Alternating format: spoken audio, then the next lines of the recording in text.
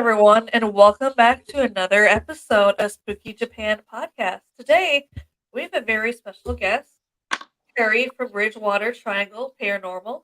How you doing, Harry? Very good. Thank you for having me on. Well, thank you for coming on. We greatly appreciate it. You're welcome. You also had a couple of things going on. Like you said, you had a Thunderbird sighting.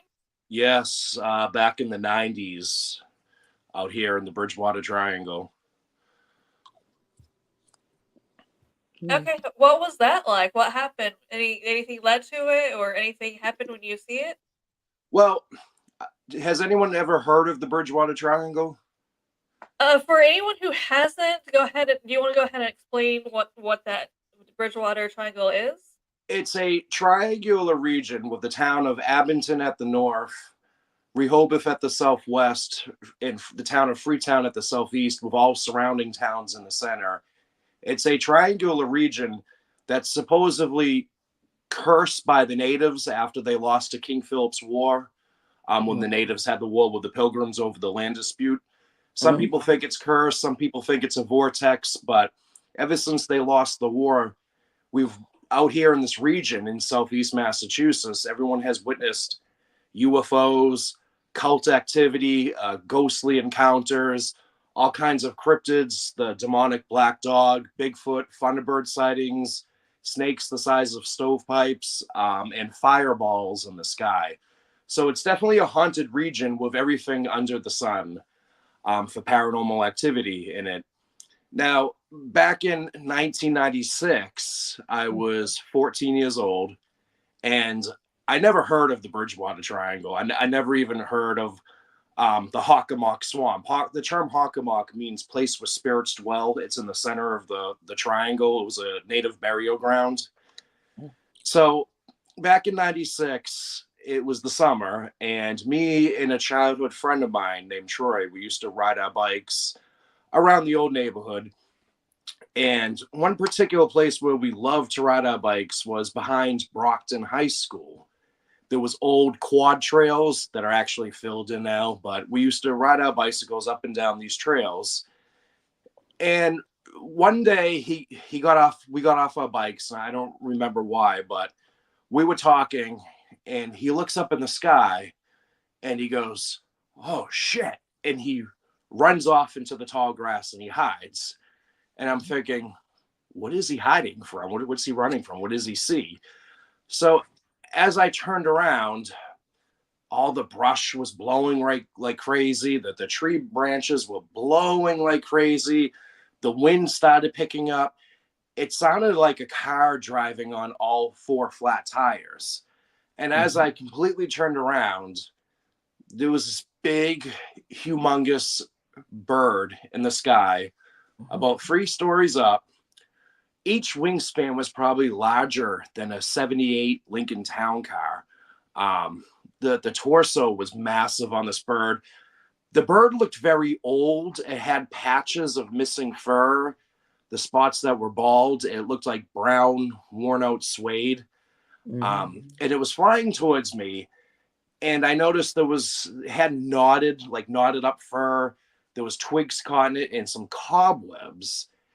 And the only thing I could think of was, wow, I hope he doesn't mistake me for a worm and scoop me up on his way, because this bird could have. It was massive. And it flew by me, and I remember all the fur came off this bird. Picture a cattail in the marsh when you open it up, all the stuffing that comes out everywhere. That's what it looked like.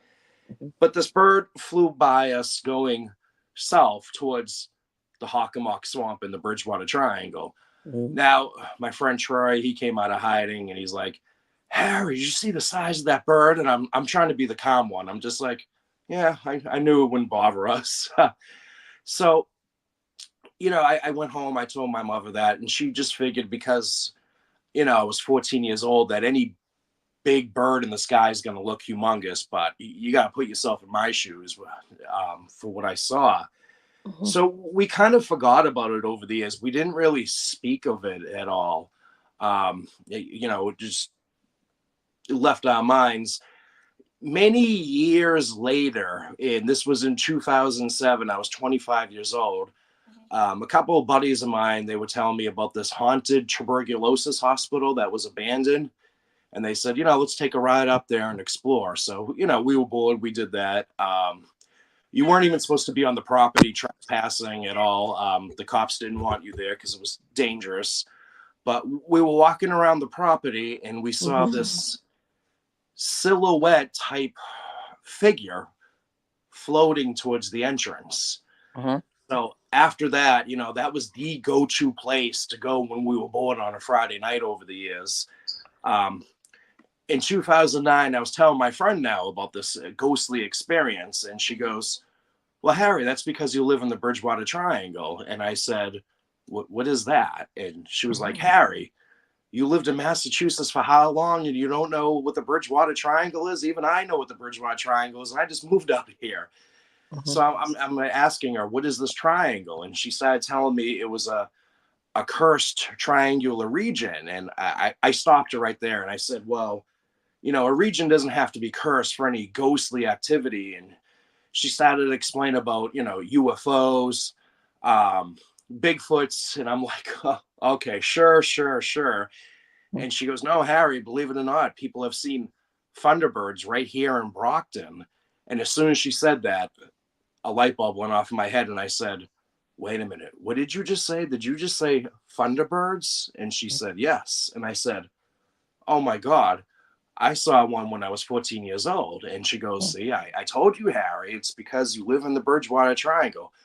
So right there, she started to research this region. I went home, I started to research it. I always had an interest in this area. So wasn't until a couple of years later, we got all kinds of paranormal equipment. We were boots to the ground with a YouTube channel.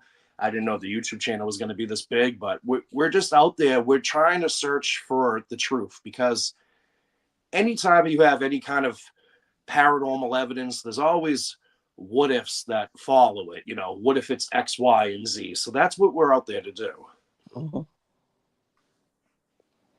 That sounds like an amazing place for like an investigator to go, because you're going to get a little bit of everything in a paranormal, whether it's ghosts or it's cryptids or if it's UFOs. Yes. And is that what kind of started is that kind of what started your journey in a paranormal, is being in that triangle? Yes. The first place actually we went to was King Philip's Cave. It's where King Philip, also known as Chief Metacomet, hid during his last days in battle. And we left the digital recorder down, and we could hear all kinds of sounds of like someone walking inside the cave over the leaves. But yeah, it's definitely an interesting place. It sounds like it. How many investigations have you done in the triangle? Probably over 80 or 90. It is a 200-mile square region, so we pretty much investigated all the hot spots. If you search the Bridgewater Triangle, key areas are going to come up. All these urban legends, which have some kernel of truth behind them. But there's always new things popping up. What people see driving on this road or at this farm. Sounds like an interesting place, definitely. What other things have like you caught out there in the triangle investigating? Have I what? What other things have you caught investigating the triangle? Any other evidence that you guys caught? Yes. We were in Lake. We were at Lake Nippanicket in Bridgewater, which is known as Lake Nip. It's in the heart of the Hockomock Swamp. Now, this lake is only 3 feet deep. That's it. So many people, though, have drowned in this lake.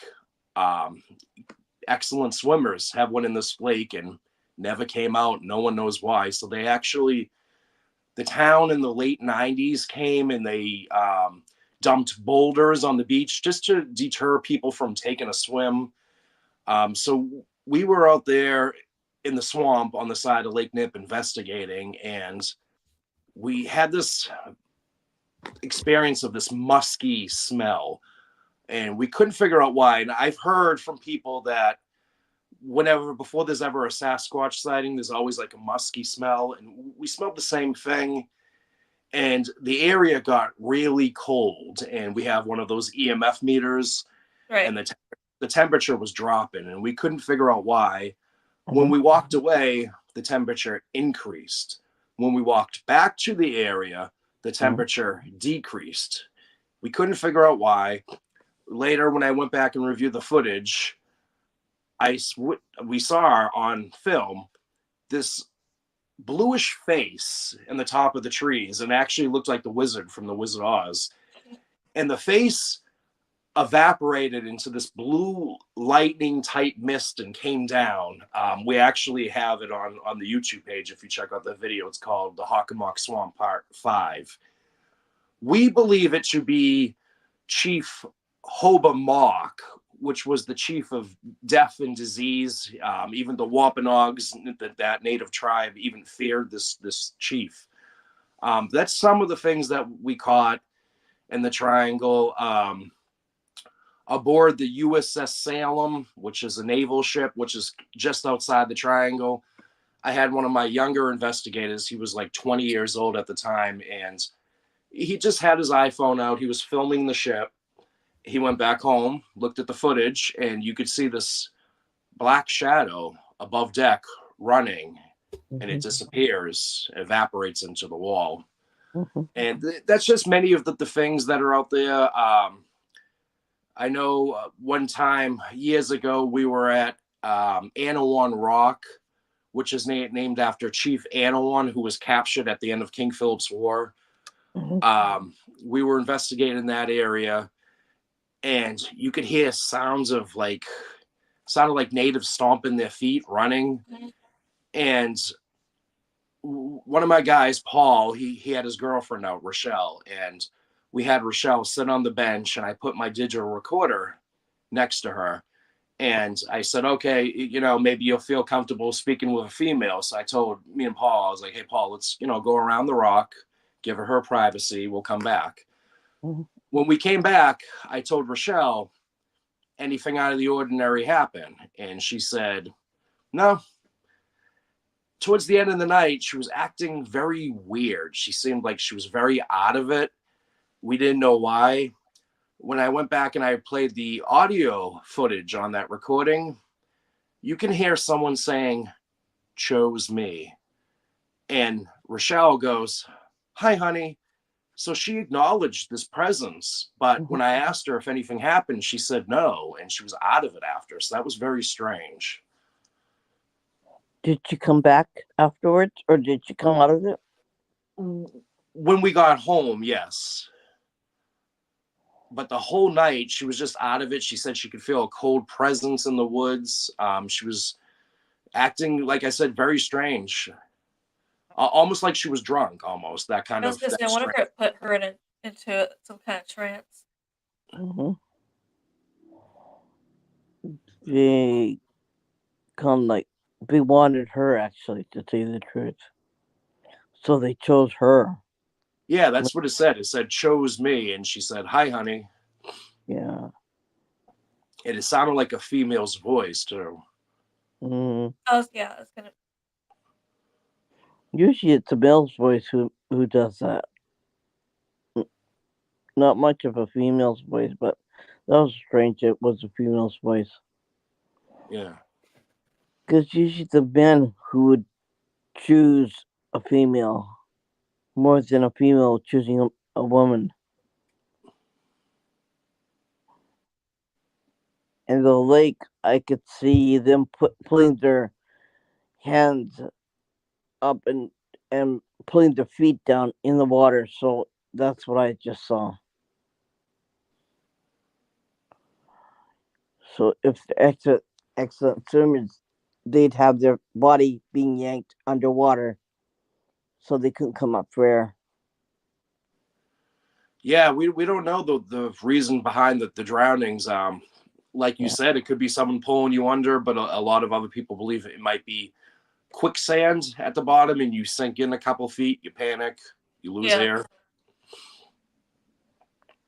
Okay.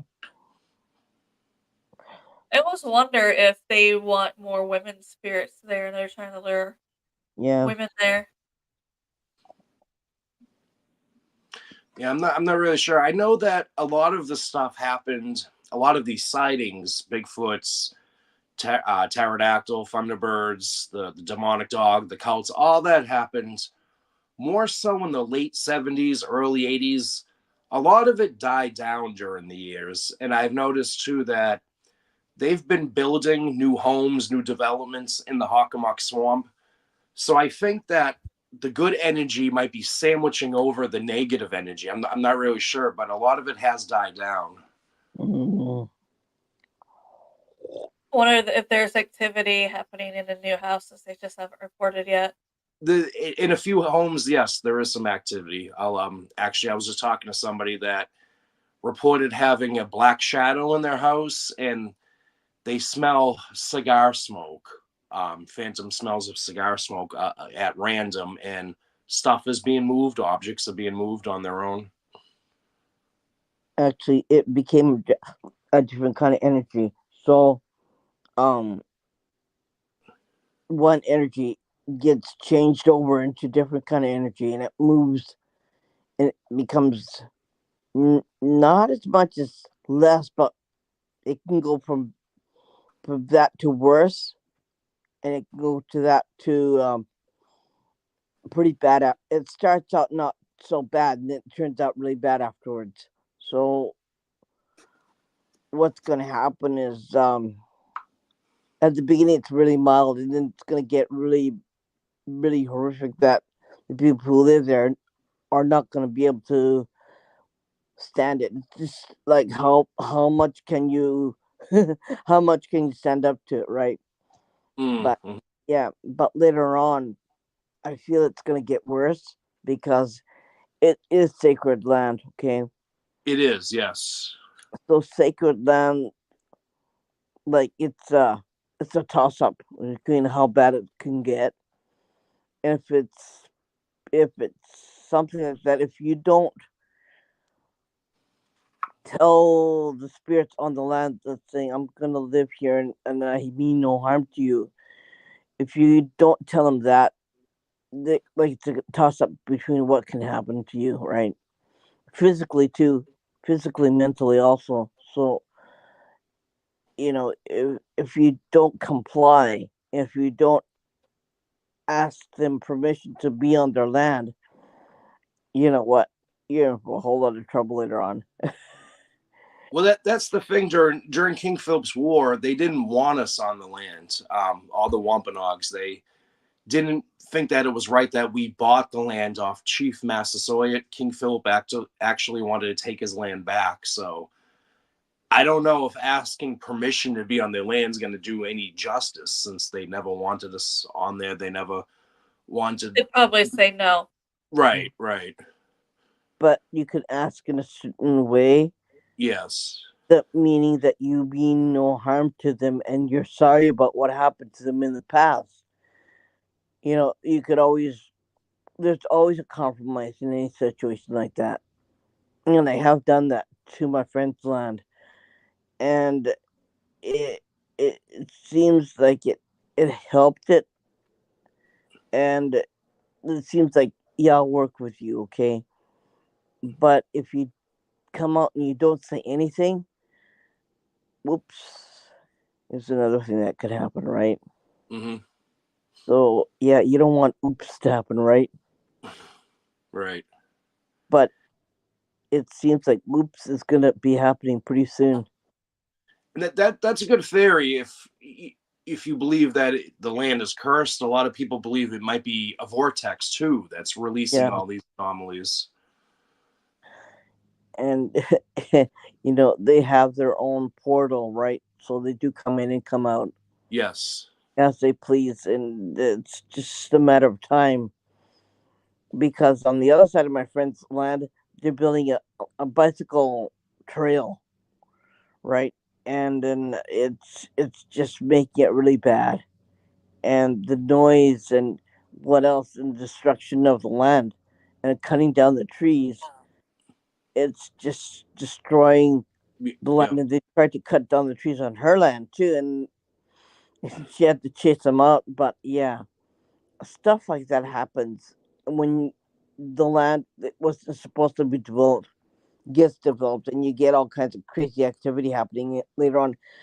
At the beginning, you don't feel it, but then as time progresses, it can get from nothing to bad, and from bad to worse, and from worse to can't stand it anymore. Right? It's just a matter of time.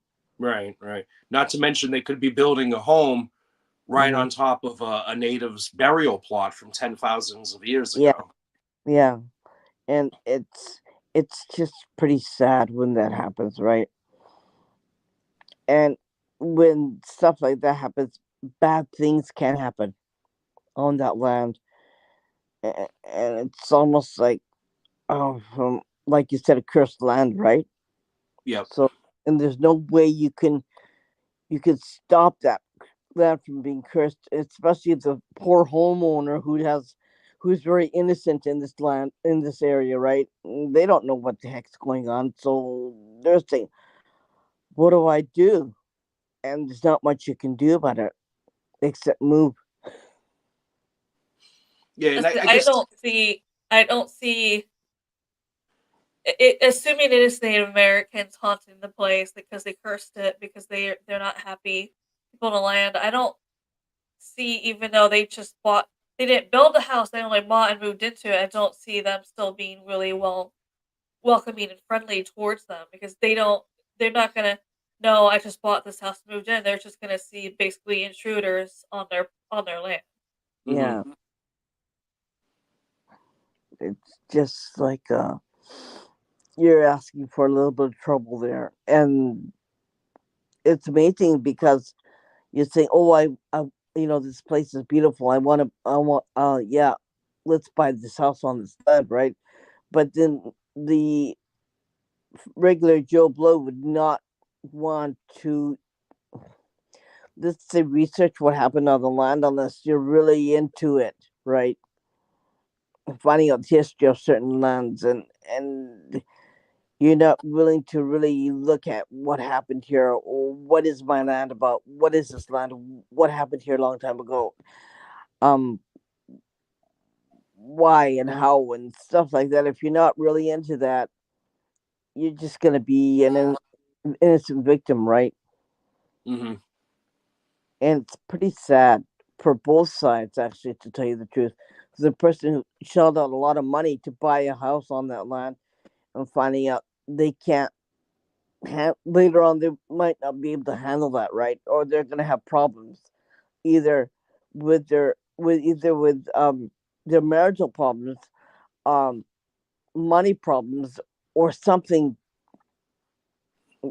like going along with the cursed land, right? Or physical health problems too that could happen also because the land is cursed. So you're gonna say, "Oh, now what do I do?" Right? And the only thing you can do is just leave, pick up and leave. But a lot of people don't have the kind of, they're locked in this system where they did pay shell out lot of money, and there is no extra money to move out and leave. So they're gonna pay the brunt of it, right? hmm And what do you do as a paranormal investigator, or as the person who helps people with certain problems that can arise? You pretty much can't do anything about it Yeah, except it help. mainly just has to cycle itself and fade itself out, rather if it's something in an intelligent sense or maybe something in a residual sense. I Yeah, have I never. realized with Native American spirits, they're smudging's not gonna work. Yeah, They'll leave when they want to. yeah, hmm and you know what? It's not gonna fade out. It can get from, like I said, it can get from normal to bad, or bad to worse. So bad that you can't stand it anymore, or you're not gonna be able to. You're gonna be hospitalized, or something nasty is gonna happen to you, right? And when you hear the drums started beating, that's the time when you should be moving out. But And a lot of people believe that this negative energy, like they believe that they can harness the supernatural energy off the land, which Yeah. is why we have the cults in Freetown State Forest, these satanic worshipers. They believe that the Yeah. land right there has some kind of supernatural energy just to harness. I think that there's more to it than that. I believe that back in the 60s, since there was a major spiritual movement, people were protesting against Vietnam War. There was the introduction of LSD drugs. There was a different kind of political movement and a spiritual movement. A lot of these people were Wiccans who have love for nature. I believe that's why they were in the forest. And I believe that these satanic worshipers kind of adapted their ways, and that's why they were practicing out in the Freetown State Forest. Mm-hmm. It's funny because Wiccan really only believes in protecting themselves and really doesn't do anything that is negative, right? Wiccans like positive energy, and I've known a lot of them, and I still know a lot of them, and they're not into bring negative energy onto any Not land. all, not all of them. Yeah, but the majority of them don't like negative energy. So it And just there's still a lot, especially in the U.S., who want the yeah, negative energy. 'Cause only, yeah. and I know this because my mom bought a house where they had a Wiccan in it, and she did do rituals in there, and it Mm-hmm. did open portals. And Halloween time, Oh gosh. they would go into the forest behind the house to do rituals. So it wasn't. They're not all pleasant. I also know a lot of them over there in the U.S. who's not all pleasant. Yeah. So So that could have been also what he's getting at was hmm they might not have been the pleasant kind going out hmm into the woods doing their rituals. hmm it's just unfortunate, right? Yeah, I'm not saying all Wiccans are, but there's No, still a lot Mm-hmm. who use yeah. Wicca not for good. Yeah. Especially if they're protesting, it's possible they could have done a curse on Mm, whatever, whoever, to get the point across. yeah. You're right about that one. Yeah, because it wasn't until the satanic worshippers entered the forest that's when farmers reported their cows missing, and there's Yeah, Earn in sightings of animal mutilations out there. yeah, that's pretty bad when that happens. It's almost like an animal sacrifice, right? yeah. Yes, not only an That animal sacrifice, they were also digging up human remains out of a cemetery. They believed that drinking out of a skull would give them superpowers, but the Ooh, smell was so bad that they ended up ditching the skull into the bushes. that's so pretty it's bad. also probably those spirits not happy that you Yeah, disturbed their peace and just kind of Mhm. threw their skull on your into. yeah, that's pretty nasty. That's about as disrespectful to the dead as you can get, right? Mhm. So yeah, so they're gonna be haunting that area because what happened to them and everything else unleashed. It creates a vortex of whatever, right? Oh, I won't want to be in that situation. And Nope. also in the forest, we have Pukwudgies, which are also known as skinwalkers. They were part Mm. of a Native American folklore, and that whole area was a native reservation. Mm. That's so interesting to hear. Hmm. Yeah. The skinwalkers. I don't know much about those. I know because I used to also live in Montana. There was places. There was the Indian Reserve not too far from us, and people would the Native Americans, just like the older ones. There's certain mountains they didn't want to go near because they said there's evil over there. They never said what it is. Everyone assumes because it's Native American, they're probably Mm. skinwalkers over there. I'm not 100% sure. Right. So I'm Mm. like, it's I've noticed. Montana, so it's not. Skinwalkers weren't really the thing there. I'm not saying it's not possible. Mm-hmm. Well, a lot of the natives they feared these skinwalkers, these Pukwudgies, and supposedly tens of thousands of years ago that these Pukwudgies, they used to interact with the native tribe. They were actually friends. Picture the Skinwalkers kind of like Gilligan from Gilligan's Island. They were klutz. They always got in the way, so the natives kind of outcasted them. After that, these Pukwudgies were very angry, so they decided that never again were they ever going to help any human. They actually tortured the native tribe. It was said that the natives went to a giant called Moshop. He was a creator giant of these Skinwalkers, and the natives asked Moshop for his help. It was said that Moshop actually would scoop up these Skinwalkers and shake them until they lost consciousness, and he would toss them all around, New England, all around the country. It was said that the Pukwudgies came back strong and shot down Moshop with their poisonous spears. There's also another ending that says that they came back strong, but Moshop defeated them, and then after went off to die somewhere from being wounded in battle. Either or, what's interesting is Moshop disappeared from Native American folklore right after. I just want to say shout out to Stephen Woodward, who helped us get onto this network, and thank you very much. And thank you for coming into the chat and chatting with us. Do you think the Skinwalkers had something to do with him disappearing from the folklore, or did he just kind of move on his own? I'm not sure if he died during battle or if they did shoot him down. There's two different versions of the story, but if you believe in Skinwalkers, I'm not saying that people haven't seen them. I believe that they have seen something in resemblance to them. But I believe that there's some kind of presence that is very much real. What if his spirit's still around the triangle then? Yeah. That's interesting. Have you investigated only in a triangle, or have you investigated in other places too? Yeah, we've been as far as Penhurst Asylum. We did an investigation out there, a public one, which we got lucky. We got to do it in private, actually. Long story, but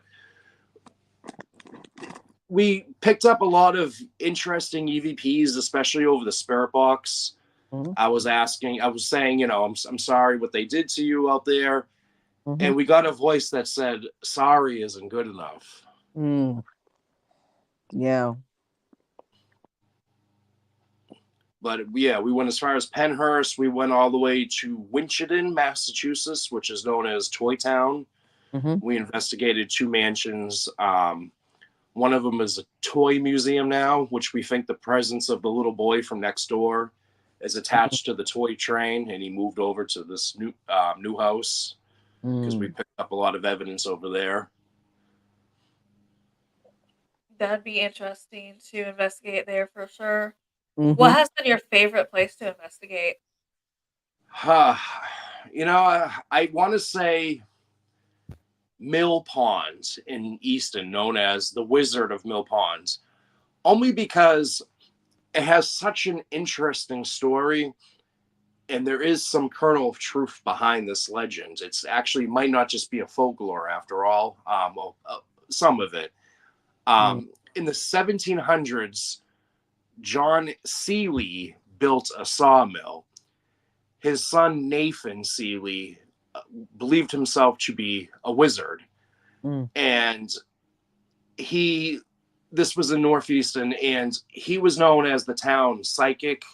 He actually predicted this young girl's death, which actually came true. She died a week later, and it was said that he took over his father's sawmill, and somewhere in the mid 1700s, he didn't have enough help to help him run the sawmill. It was said that the devil late one night came and visited Nathan in his home and told Nathan, follow me out into the woods. Nathan grabbed his magical spell book and wanted to impress the devil. So when he opened up his spell book in the woods, a huge storm broke out, scaring Nathan, and he ran back home. So the devil followed Nathan, jumping from rock to rock. And actually, if you go behind the center school in Easton, you will actually see a rock with the devil's hoof embedded into it. It's actually in the history book in Easton. And when the devil busted through Nathan's door, Nathan was upset. He was ashamed of what happened. So the devil said, I will give you satanic imps, which could have been these Pukwudgie skinwalkers. He said, I will give you these imps to help you run the sawmill in exchange for your soul. Oh, So God. Nathan agreed. After that, and this is in the history book, the whole town of Easton noticed the sawmill running. It was in operation late at night by itself. Especially back then, there was no electricity, but it was running. It was in operation during, mid hours of the night. It was said that Nathan's body is absent over at the cemetery. No one ever knew what happened to Nathan. We did investigate over there. We did find Nathan's plot. What's interesting is his father's plot is missing, which the cemetery is named after him, which is strange. The mill is gone. You can just see the stone structure there. We did pick up a couple EVPs, and we smelled pine, fresh cut pine, actually. But it's such an interesting story because it sounds like a folklore, but it has some kernel of truth behind it. Like I said, the sawmill was in operation late at night. I do have a theory why. I did call up the Bangor Mill in Maine, and they told me that it was possible that if the crib dam overflowed, depending on the time of year, time of day, that it would cause the wheel to start turning by itself. And like I said, something about that area in Easton, there was a lot of people that had psychic abilities in that certain town. But like I said, it's in the history book. There is a devil's hoof embedded in the stone, which is interesting. It was said that the devil was out here in the Hockomock Swamp in the 1700s. So that's probably one of my favorite places to investigate. I feel like I've heard about that town. I'm not sure if this is the same town or a different town, but there's supposed to be a town where most of the residents born there are psychics. That did happen in Easton, yes, in that certain section. But that wasn't until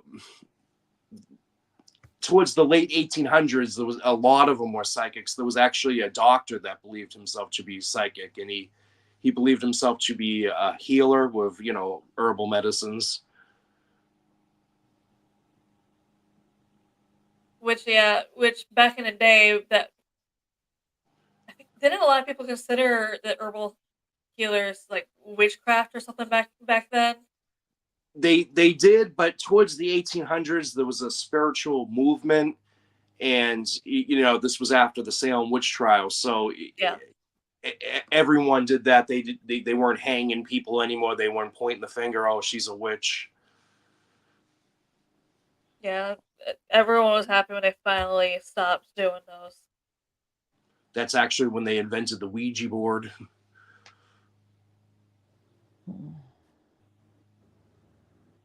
Have you ever used the Ouija board in your investigations, or just straight like spirit box? Or We did in a cemetery, only because there was the story about these young teenagers. They were using a Ouija board in the cemetery going towards Cape Cod, and the planchette spelled out the letters FAG, and they were all giggling. They thought it was funny, but when they stood up, they noticed a tombstone that had the initials FAG. So we decided to use, a Ouija board in that cemetery. One of the investigators said that spirits, sometimes they see words spelled backwards. I'm not sure why. So we didn't really get any accurate answers. I don't believe the Ouija board to be something evil. They say, it's dangerous. You don't know who you're releasing. yeah, I believe that came from the fact that the owner of the Ouija board company fell from his roof of his factory. That's why, a lot of people think that the Ouija boards are very dangerous. Um, if you think about it, when you pray to God or pray to a loved one, you could definitely open some kind of door. So it could be the same with a Ouija board. I don't think a Ouija board necessarily means that you're only that specific item is going to open like some kind of door to like a paranormal like dimension. Yeah, that's kind of how I feel with Ouija boards. I know everyone doesn't agree with that, or a lot of people are just like, it is. Right. I don't It think. is a great gateway to whatever. I personally don't believe it. Some people I think a say lot of it is Hollywood. some of it's Hollywood, but other people say it's also whatever your intention is when you're using it. Because I've known other people who's done the whole Ouija board thing in graveyards, filmed it, even went live, and absolutely nothing happened. That's what we did. Yep. So that's why I personally don't believe them. I'm not saying, I know a lot of people's had experiences, so. I think at the right time, right place, right circumstance, yes, something, could happen. That's kind of how I feel, but I also do pendulums. Pendulums don't work for everyone. No. I've seen people try to do the pendulum thing after I did, and they're just like, why isn't this working? And I'm just like, I can't explain why it doesn't work for everyone. I just know it works for me, so maybe it's just like energy or whatever it is for everyone else. But remember, you put your intentions in it, right? That's what Yeah. it works for you. And it's just something that you do in here. If you work with it in here, it'll work for you. If you say something just deliberate, it's not going to work, right? Excuse me, I just talked to Nathan, okay? He said he's a wandering spirit. He's not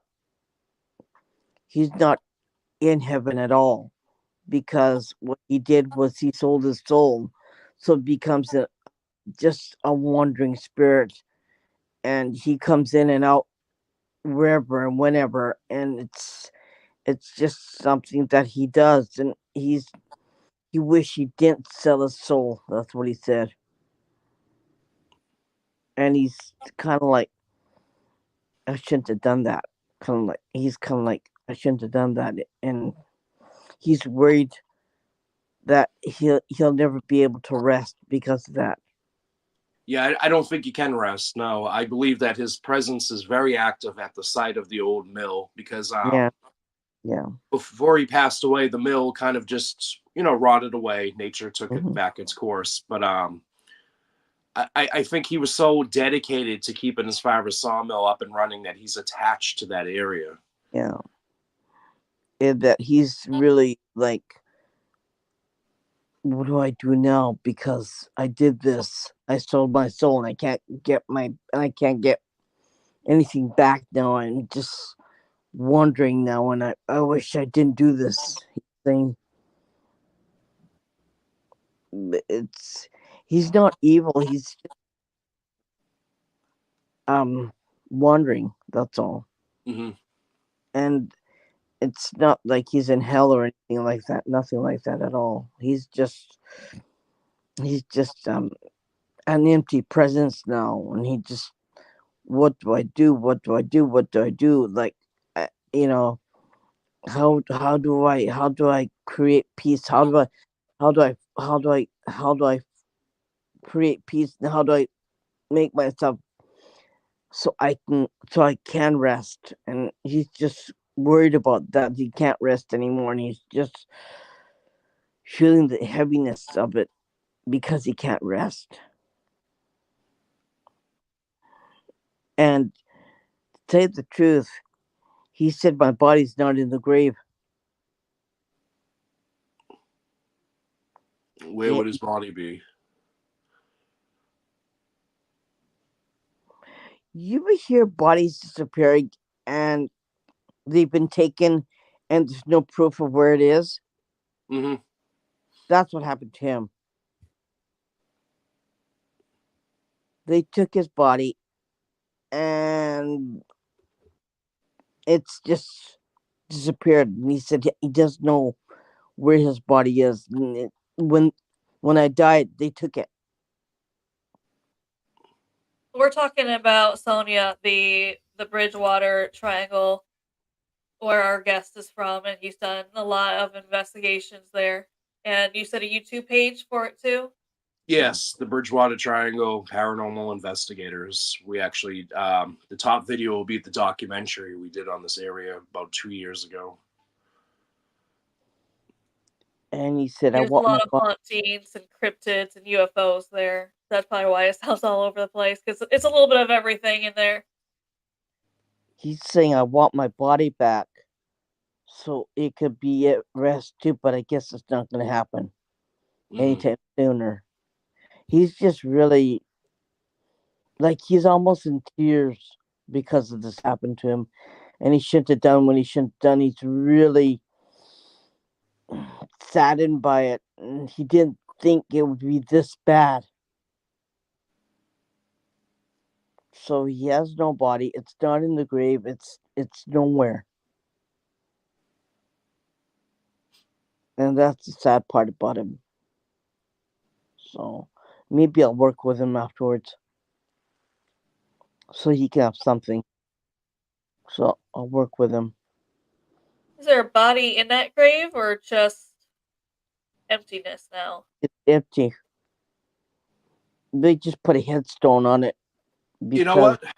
That's very interesting because that you say that, because his grave originally was in a cemetery off of Rockland Street in Easton, and they moved it.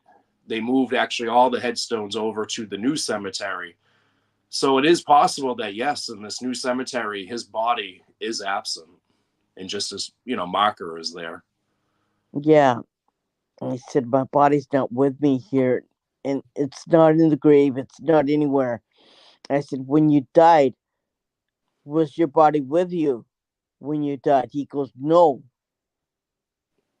Which means it wasn't in the old cemetery either.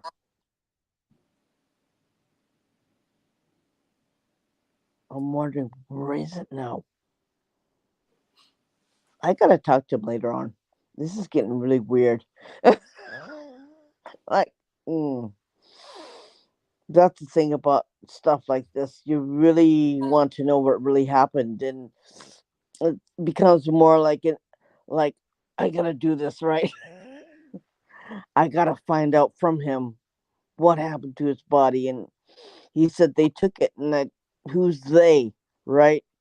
But he's really reluctant to tell me who, and it's just, he said it's an empty plot,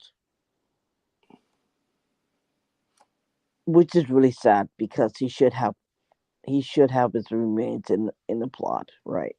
Mm-hmm. Even in the old plot.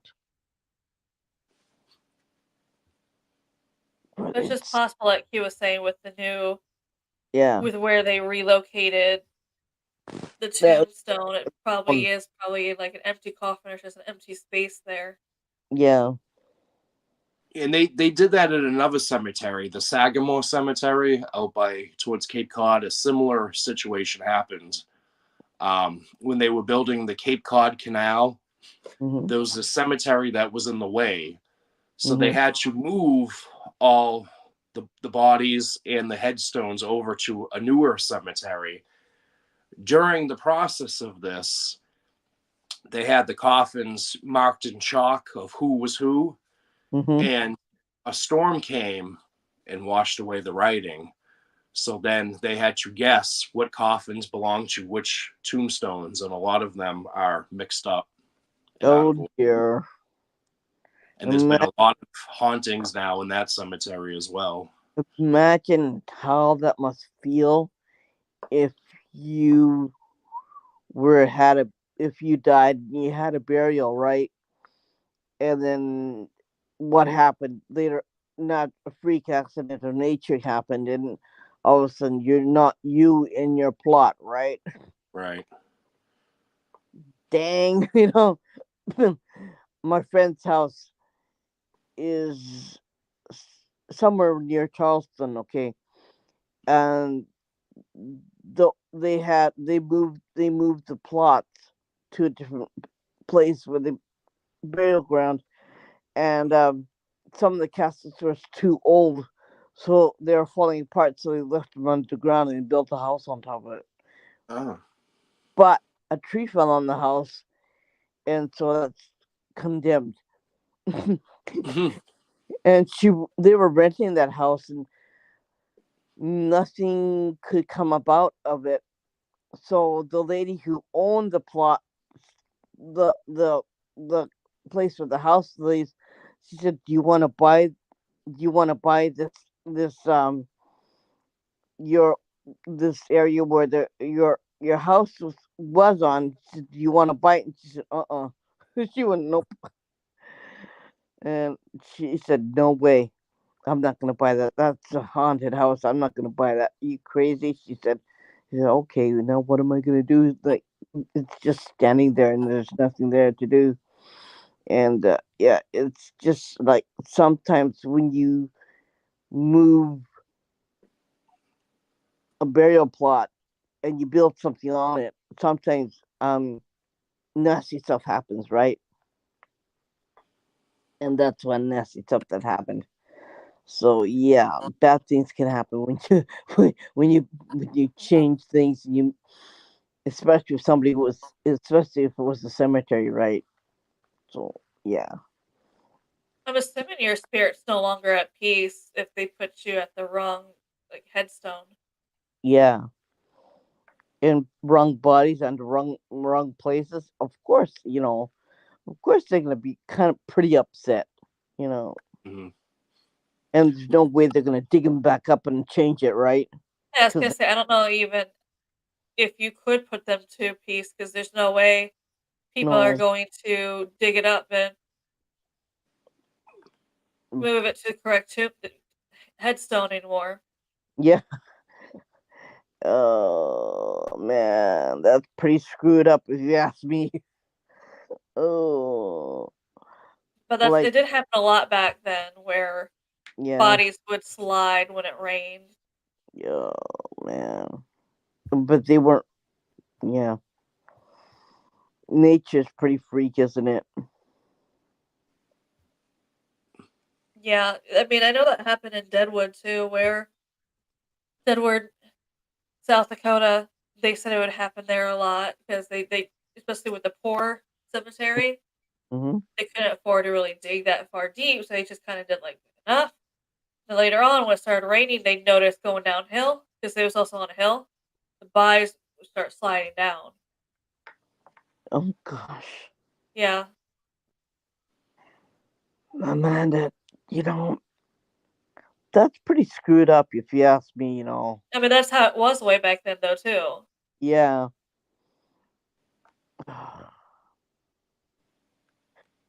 And they didn't secure the plot either, I bet. So they just dug a small hole, threw the casket in there, and said, "Okay, that's it. We're done." Right?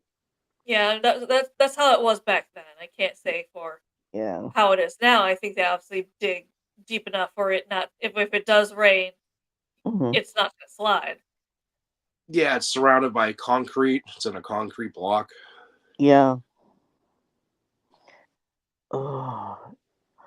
That's how it was, unfortunately, back in the day, where either that or if you couldn't afford a funeral, people would just bury them in their backyards too. Yes, That yes. was also a popular thing where they're like, I can't afford however much the coffin and going to the funeral home would be, so people would just kind of bury them in the backyard. We did an investigation actually in Hanson where this family died of smallpox. And back then, they kept you separate. They didn't want you to be buried with the general public, so they buried you in your backyard. So this whole family was buried in the backyard. And in the, I think it was the 50s, their plots were kind of vandalized, Hmm. and there's still it's still in shambles, and people have witnessed black shadows out there. We did an investigation out there actually. Hmm. We have one of those footstep trackers, and we picked up a lot of vibration, of something walking. Mm-hmm. Yeah. It's hmm. You were saying there is also like a devil dog or whatever somewhere. Yes, and it was I think 1976, 1977, in the town of Abington. A 12-year-old girl, her name was Carol Kane, and she went out on a Saturday morning to feed her two ponies. They were named Jojo and Peekaboo. Mhm. And she witnessed a big black dog, a cryptid dog, feeding on them. And this dog ripped the throats out of two ponies. And she ran into the house to grab her father, Philip Kane, and he came out with a shotgun. And the dog ran off into the adjacent swamps. For the next 2 days, the town of Abington was under lockdown. Mhm. And Officer Frank Curran, he got a lead of where the dog's whereabouts were on the Summer Street railroad track. Mhm. So he went up there, he spotted the dog, he shot at the dog, but the bullets didn't seem to hit the dog. They missed. Mhm. And the dog ran down the railroad tracks, and no one's ever seen it ever since. Isn't it Wonder if that's a cryptid or if it was like an actual like hellhound loose. I'm not sure.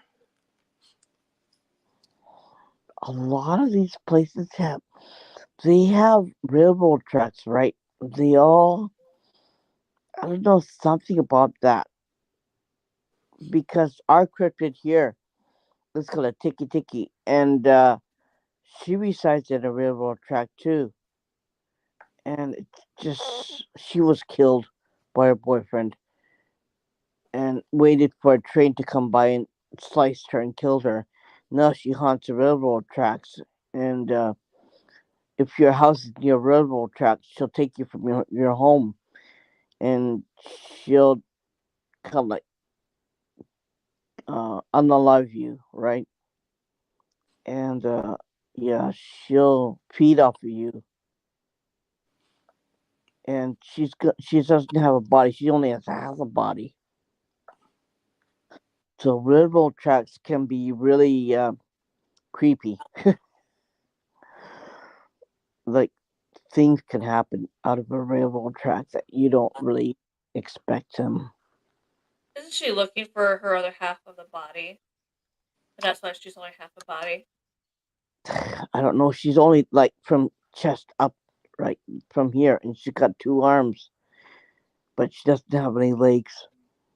So she Yeah, because drags. it was ripped in half. And I thought the urban Yeah, legend is she's yeah, still searching for her other half of the body. So yeah, be careful when you hear or see her. That's why she's called Tiki Tiki, is the sound that she makes when she's yeah, moving.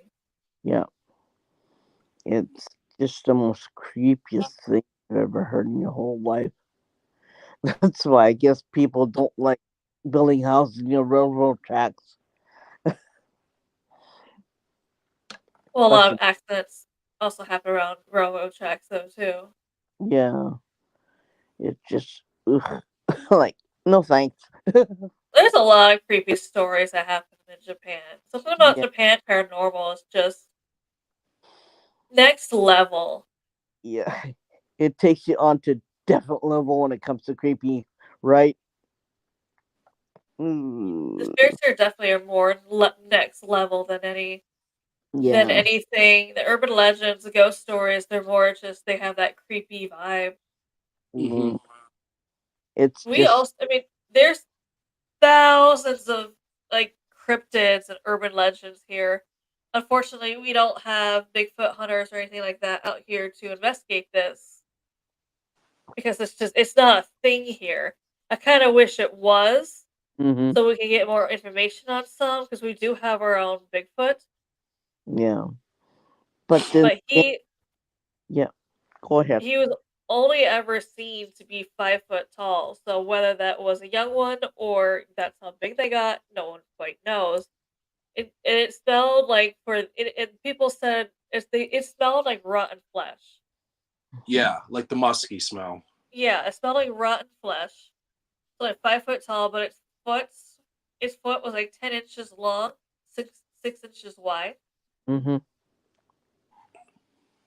Yeah, we get a lot of reports out here of Sasquatch creatures. The famous one was Joseph D. Androids in the late 70s. Mm-hmm. I think that's when a lot of them picked up here too. A lot I've of it was formed after, because a lot of scientists here believe the cryptids here might have been, at least in my area here in Nagasaki. It's because I have, 2 hours away from me, the Nagasaki bombing, 4 or 5 hours north of me is Hiroshima bombing. So they always assumed it's probably the radiation from the bombs mixed in with either people or animals created what we see as the cryptids today. That's Mm-hmm. possible. And cryptids are usually studied by scientists here, not by enthusiasts, right? So the scientists would ask funding and the government for funding, and if they didn't get any funding, well, there goes that idea, right? So yeah, and nobody's really into funding that thing, especially if they know it's not going to be profitable in this country, so they don't do that, which is unfortunate because there's a lot of things that could use. There's a lot of things that happen that could be interesting to some people, like other than the regular people who really don't believe in anything, and their minds are really not open, and they're not enthusiasts, or they don't have that, well, whatever, like, and it's just pretty sad because there's a lot of things that could be interesting to people like us, but not to them, right? Not to the regular people.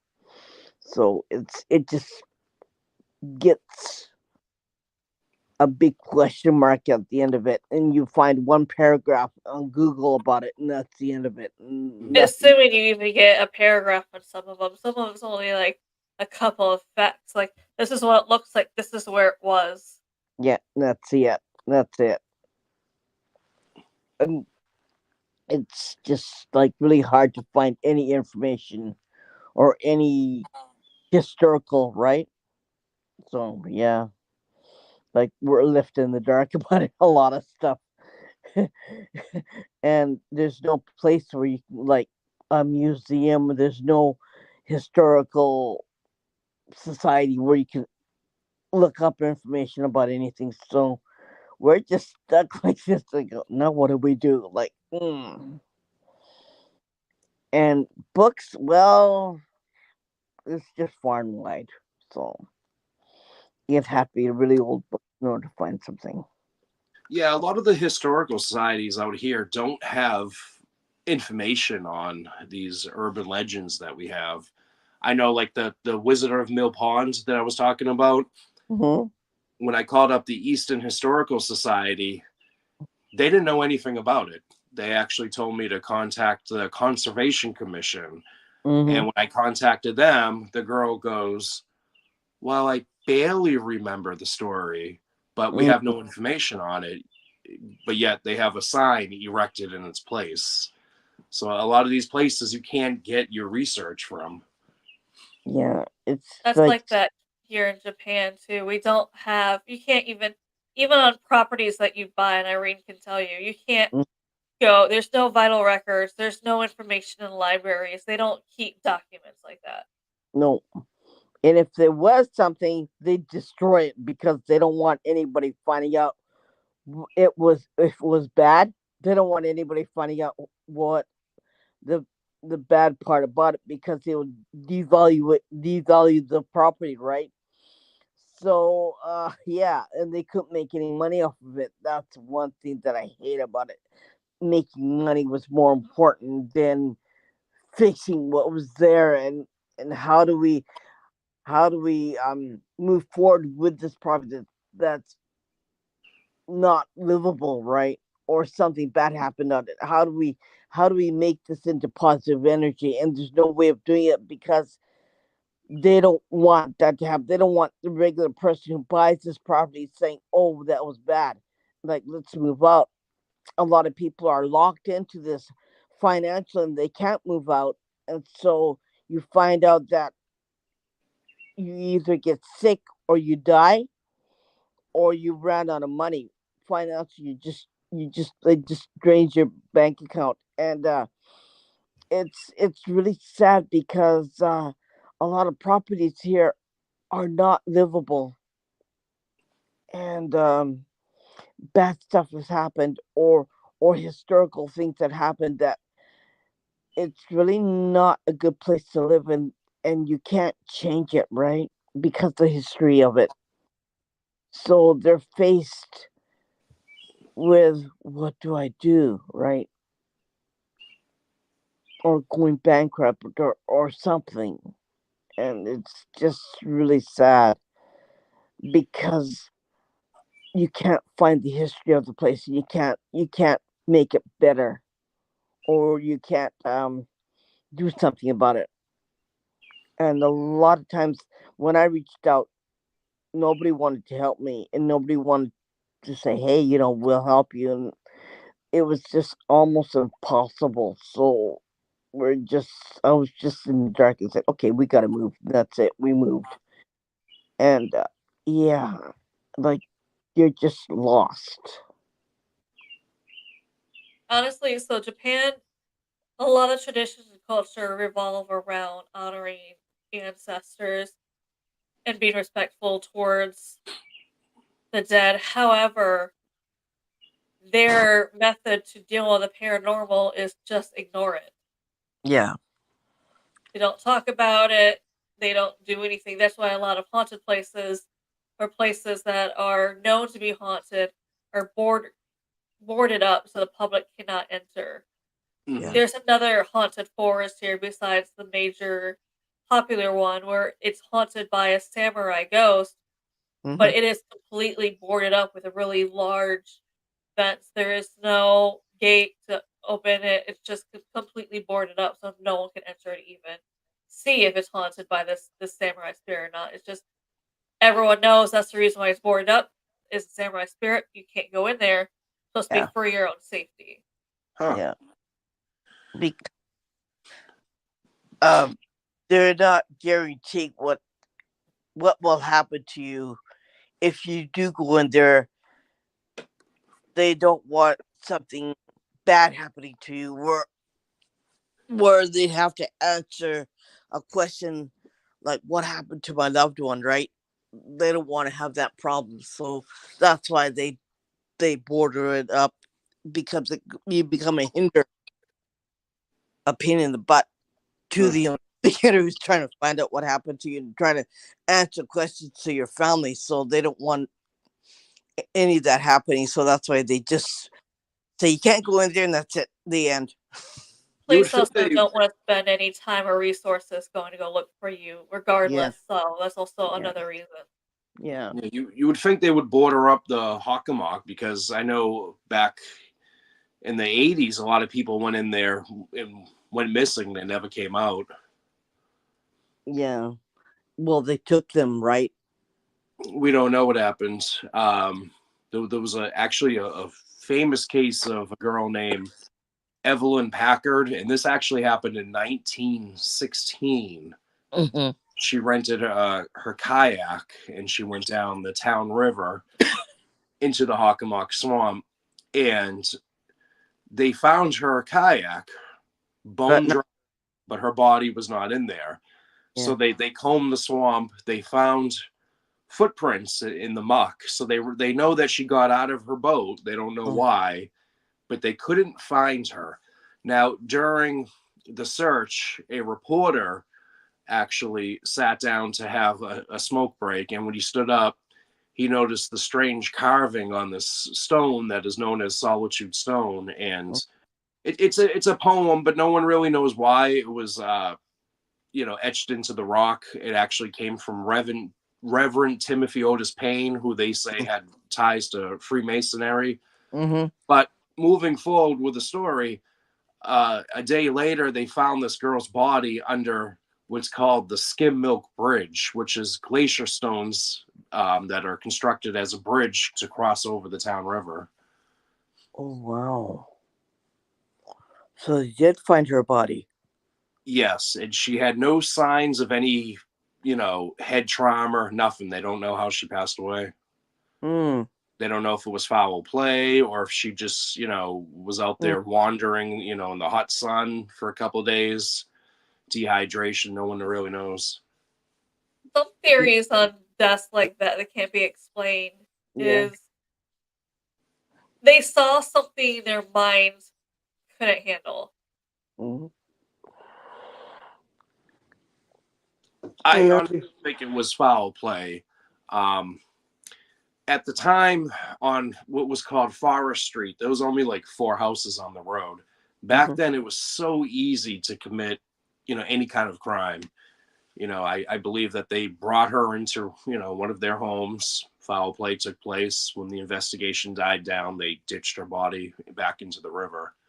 When we were doing a spirit box session out there, I asked her, Evelyn, did anything happen to you? Was there foul play? All of a sudden, you hear a girl's voice on the spirit box sounding like she's in distress, saying, I said, stop it. Please stop it. Please stop it. I said, stop, repeatedly. Mm. That means that she could have been sodomized, right? Yes. Massachusetts. It's in Massachusetts, Southeast Massachusetts. Yeah, he's in the Bridgewater Triangle where a lot of people ask her, why does this sound like a lot of things? And there's a lot of things going on in this Bridgewater Triangle. There's a lot of hauntings, there's a lot of cryptids, there's even a lot of UFO sightings. So you get a mixture of everything in there in the paranormal. So you get a mixture of this and that. I have a feeling that, yeah, if she said to stop it, she was sodomized probably and thrown there just to die. Mm-hmm. It's really sad. Yeah, back then they didn't have, DNA or rape kits or anything like that. No. Uh, you know. Murder was definitely harder to prove back then than it is Mhm. now, or even cause of death, Mhm. unless she's physically there, something that happened. Obviously, they probably just couldn't really tell back then. I don't think autopsy had a lot of the stuff that obviously didn't back then. Had a lot of stuff that we do now to be able to tell for like poison or health concerns or whatever happened with it. How do they know that somebody could have given her a roofie and that's that's how she died, Drugs or poison, yeah. I don't know. They Yeah. really had a Yeah. way to tell that back then. No. Yeah, I don't know about the roofie because, like I said, there was only 4 houses on the street. It was all farmland. Mhm. They wouldn't have needed to drug her. Like, no one would have heard her scream. That's how Mhm. wide open this area was at the time. Darn. Um. Was she just out there like hiking, or did she just? She was canoeing. Yeah. She was in the water. She was going down the town river, which actually further down turns into the Taunton River that empties out in the Narragansett Bay. Actually, this river begins at Lake Nipponicket, right at the end of it, and it goes all the way out into Rhode Island. Actually, in the river, further down in the Taunton River, in the town of Dighton, they found in the 1600s what's called Dighton Rock, which is actually a big, huge boulder with all kinds of strange carvings on it. No one knows what they mean. They think it's Native American because they carve their vision quests on rocks, but there's a lot of letters that can't be made out. They think maybe it has ties to the Vikings or the Phoenicians. They think maybe they were here in America before Christopher Columbus, before the Pilgrims. I've heard that theory was Eric. Forgot what his name is. A Viking was supposedly Vikings supposedly came here to America before Carl Christopher Columbus, but for some odd reason they turned around and left. A lot of people are just like, Stephanie? why did Vikings turn around and leave instead of stay? Right. Was his name Carl Stephanie, that one? Might have been. I was trying to think of the name. I remember hearing about it though. That's why also a lot of people in paranormal think Mm. when the Vikings came here, they saw the great evil that is paranormal wise, and they left. Mm-hmm. You know what's strange too on this rock? It looks like an alien's face carved on it. Ooh, that's really weird too. I've read a lot of cave paintings that also had like aliens' faces in it too. So that's Mm. also a lot of theory came that they had their, they learned a lot of their ways from the aliens because we talked about it before how they built stuff you can't explain. They can't even explain or do now. And I think Mhm. it's because the aliens, because they also saw the cave paintings with Mhm. aliens. So they're just like, why did they draw aliens if they didn't see the aliens? Yeah.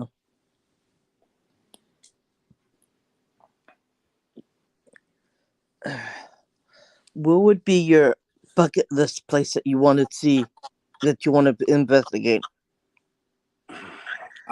Gettysburg. Eventually, I do want to get out there. Mm-hmm.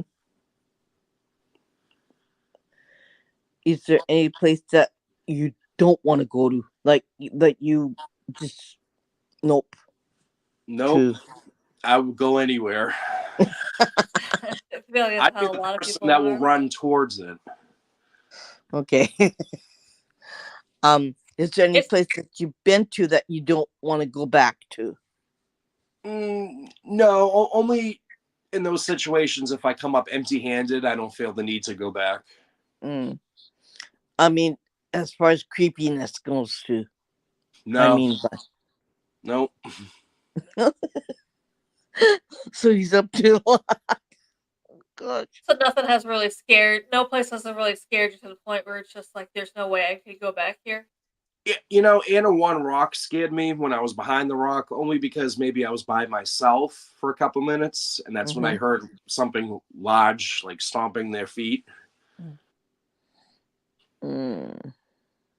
It's not just technology loss, but it's also the way they built stuff.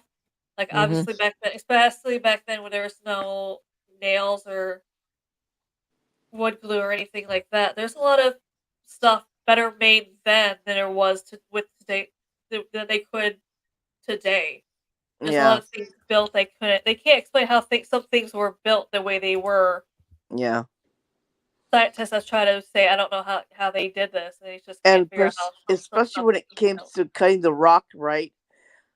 They couldn't make a proper square edge cutting that rock, and there was no way that you could use tools to chisel a square piece, right?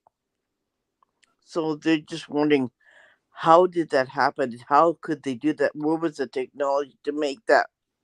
Right. It's kind of like Skim Oak Bridge. No one knows how these glacier stones they were able to make it in a bridge formation back then. The most interesting thing to see is it still there? Yes. Yeah. Actually, I'll send you the picture of it on Facebook. We were just there a couple nights ago. Oh, I was gonna say I would love to see that. It Yeah. hasn't been holding up well throughout the years. No, it's just a stone structure that just goes across the river. There was, some grass that was over that's receding. Mm-hmm.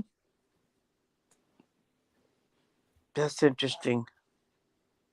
It's interesting though to me that that place had the like the demon dog, just because most stories that I've heard, it's been like a cat creature. Yeah. We have had a cat creature out here back in the late 70s. It was known as the Mansfield cat. Mm. Um, it wasn't that big. It could have just been a bobcat. That's That's a interesting. lot of theories in some places too. Yeah. But mostly, you notice that they're mostly animal creatures. There, there isn't anything else other than that. So it's like a dog or a cat or or or an insect, right? So that's I've another not heard thing. of an insect one, but I heard of Yeah, mostly. This is the first dog I've heard. yeah. Yeah, it was a big black dog, probably a little larger than a pony. Wow. God, that would have been huge. Yeah. Mm. There's no way it's some regular dog breed then. No, that's impossible. Almost impossible, right? I mean, we do have a dog spirit out here, but it was tied to family members. Hmm. It goes through a generation of families, kind of attaches itself to a family. They had to have a high enough sorcerer back then to do the ritual to even make one, a Hmm. dog spirit, but it would attach to it and watch over it and its family members. So it's just kind of feels like a bloodline kind of Yeah, creature. there's a lot of interesting things that happens here. Like we have um dragons. Oh yeah. We have foxes.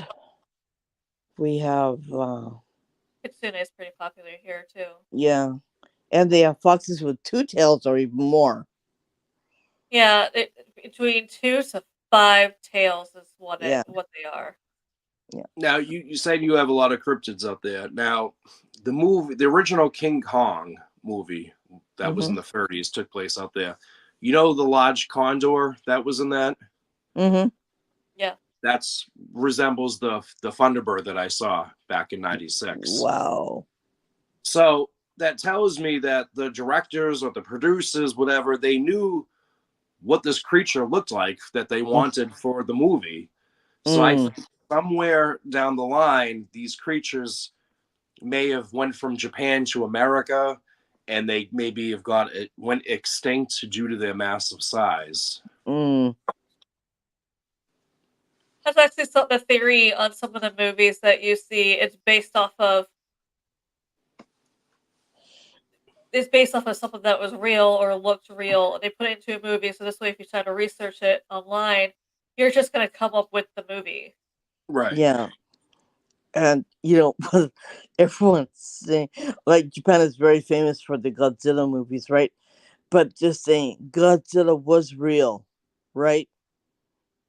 And in Japan, a long time ago, they said Godzilla used to live near the volcanoes where you have magma flowing out of the rock, or you have um they have a lot of hot springs here because of the volcanoes, right? So Actually, it was Godzilla. I said King Kong. I meant mhm. Godzilla. Yeah.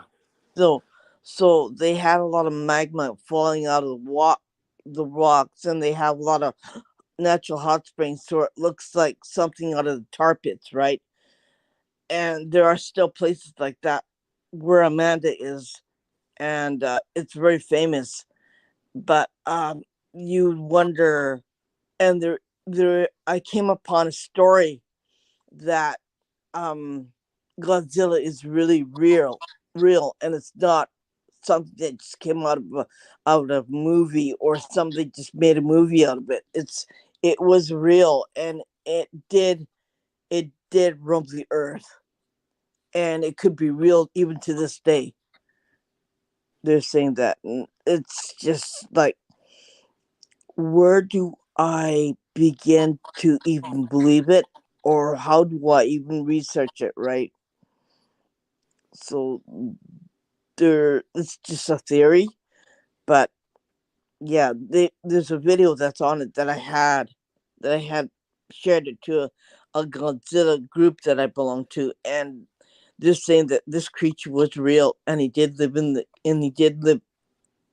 the mountains, and he did um yeah, he did roam the earth.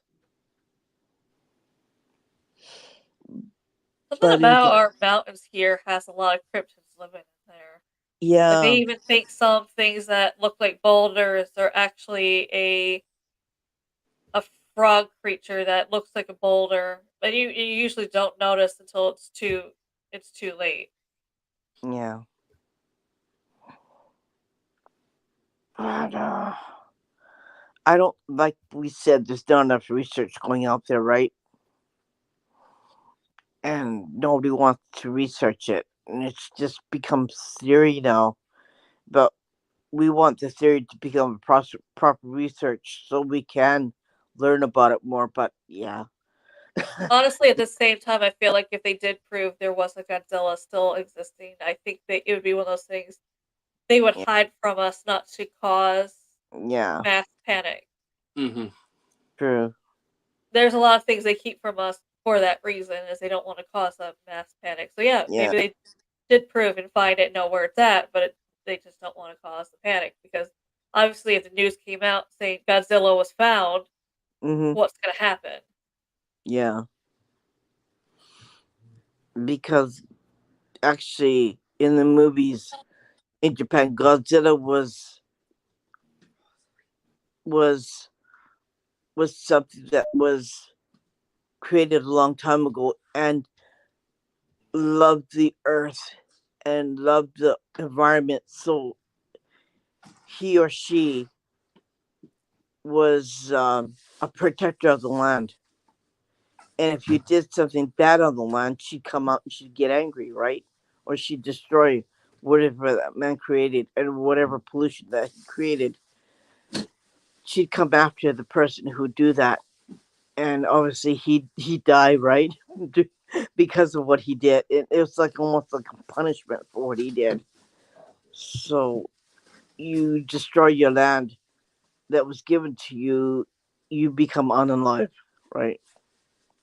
And to keep the land from getting polluted or harmed to it, and because Godzilla was an environmentalist, so and back So then we crazy to had a think that.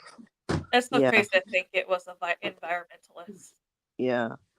So there's your urban legend right there, right? Because we They did have have found different kinds of creatures living in volcanoes. Like there is a different kind of shark living in volcanoes in the hot lava, wow, and it wow, literally lives like in that volcano. They said they finally found like those kind of sharks, where most sharks out in the ocean can't mm, be in that much hot water. But then there's these whatever those kind of sharks are. They're able. That's where they live, and they stay in there. They're not able to. They can't really live in a regular ocean because then that's too cold for them. okay, I forgot the kind of species it is for the shark volcanoes. I remember seeing something about it where there is volcano sharks, whatever you want to call them. So I'm sure there's also other probably animals living in there. Amanda. There's an earthquake right now. Is there? Yeah, my lamp is shaking. It's just a little one, but the lamp is swaying, and I could feel it sitting on this chair because it's bumping. It's like this. Yeah. I hope it's not gonna get anything bigger. Yikes! Like I'm like, oh. Like, please don't come anything worse than that. Oh, they always start out small. Oh, I hate that. No thanks. Japan has a lot of earthquakes every year. Yeah. Mm. Especially where I live, it's Earthquake Alley, and yeah, it shakes and it rattles and it roars and it just gets pretty hairy sometimes. I go, yeah, I'm not gonna hold up the china cabinet, right? I hope it doesn't happen. Okay, it calmed down. Whew, that was a good. Uh, okay, we're safe. Okay, we can continue.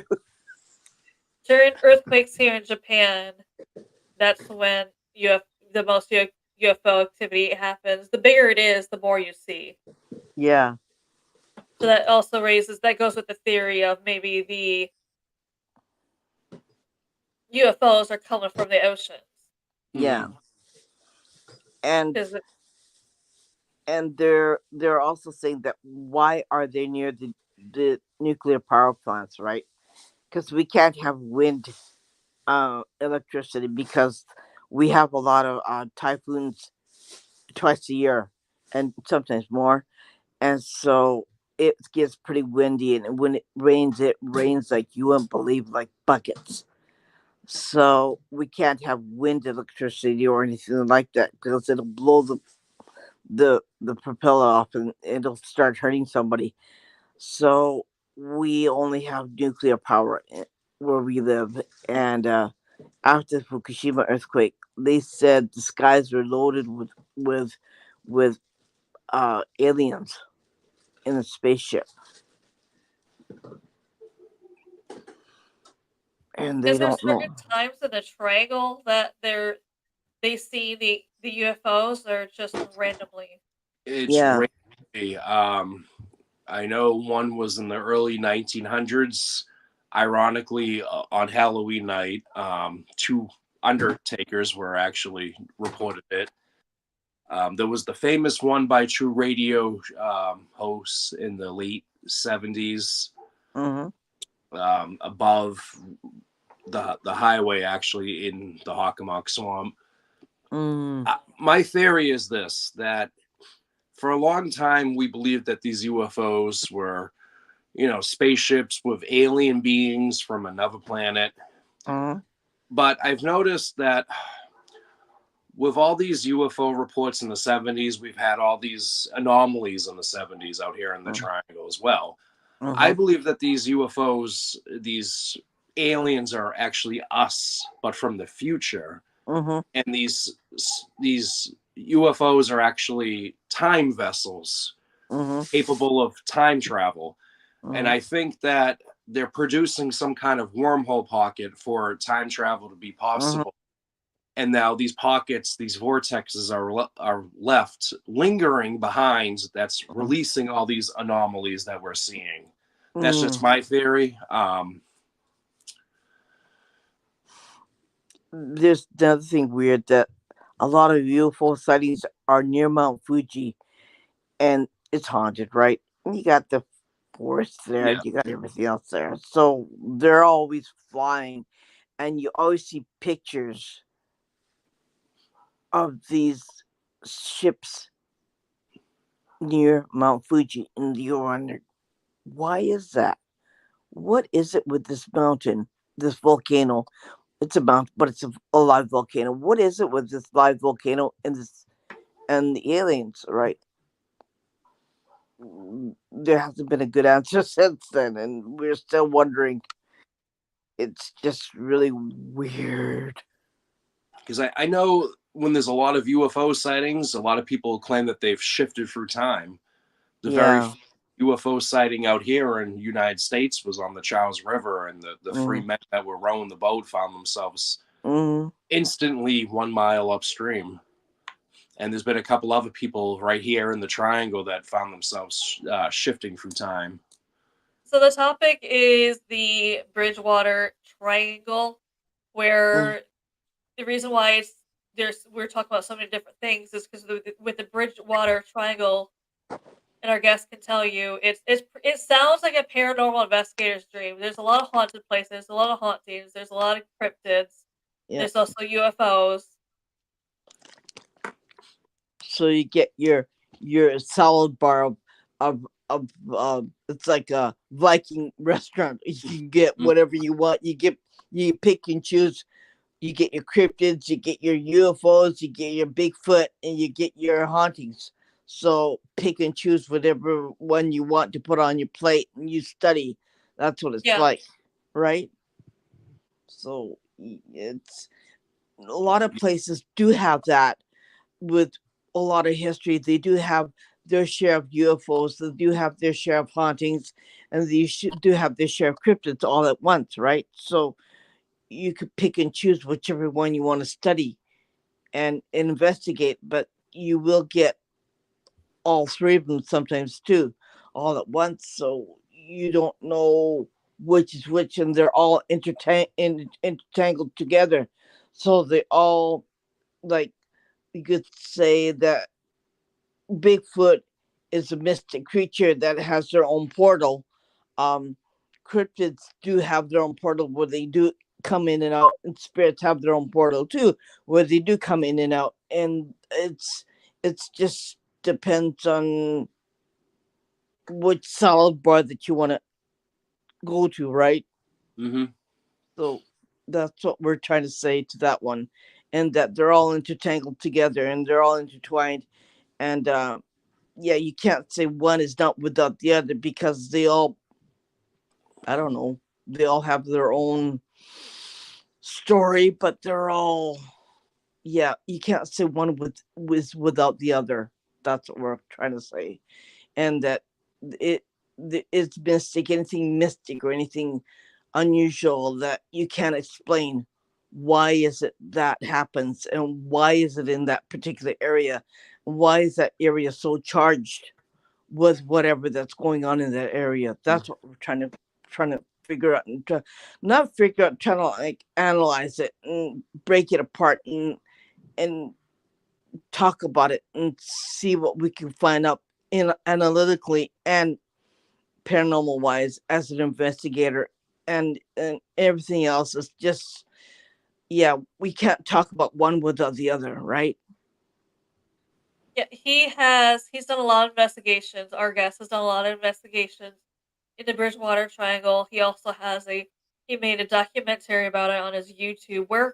If they want to look that up, how would they look that up on YouTube? If you look up the Bridgewater Triangle Paranormal Investigators, you will find the documentary. It's called Inside the Bridgewater Triangle. And you have a lot of your investigations on there as well. Is that correct? Yes, and Yeah. we're actually we're in the middle of producing a new documentary. I don't know if you ever heard of Total Disclosure Studios. They actually asked me to co-direct and co-produce their new documentary. They're doing a 3-part series. The 3rd part series is on the Bridgewater Triangle, so I'm going to be helping direct that and actually starring in it. That sounds like it has a lot of fun. Yeah, it will be released in October of this year.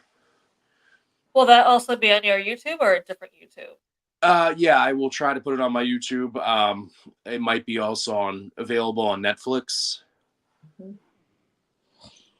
How That's would, gonna be something to look forward to on yeah, Netflix.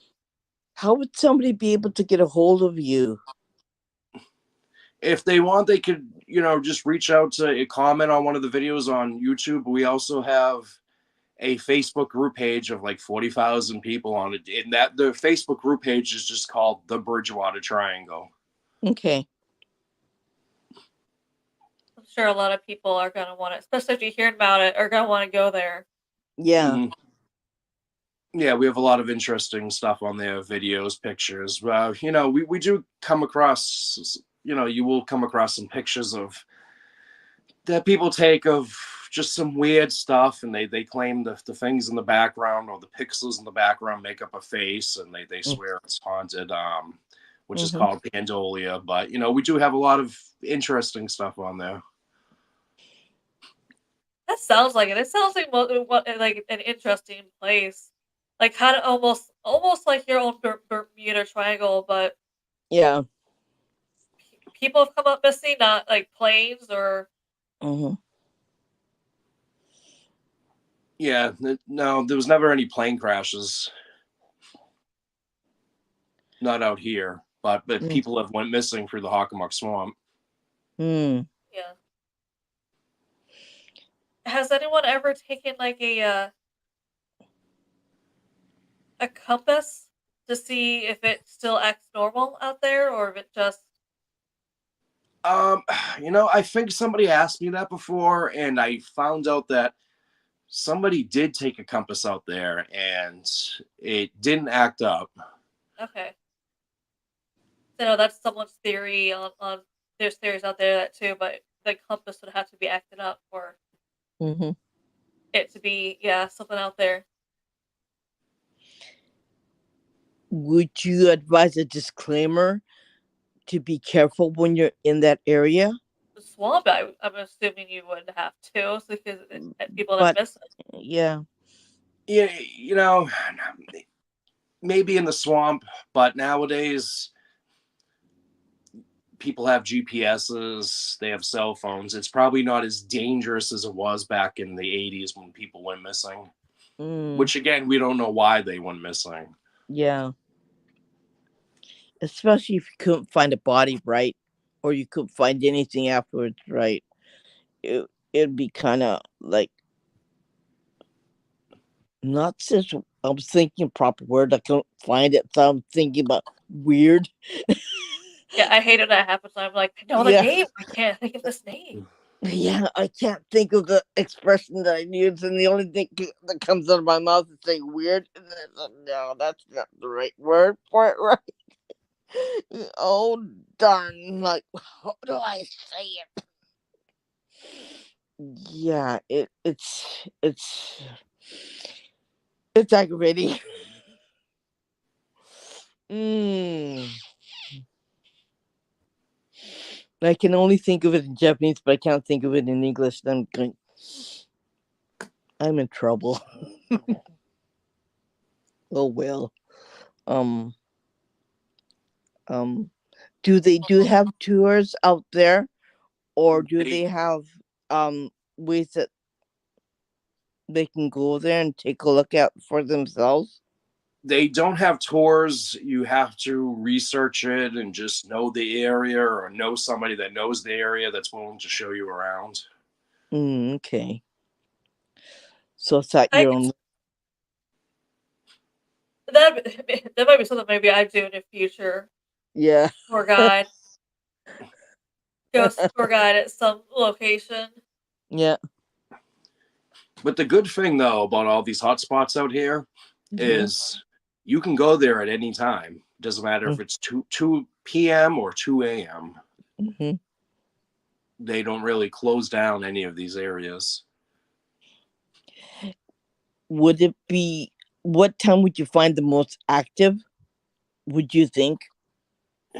That it all depends. Like the right time, right circumstance.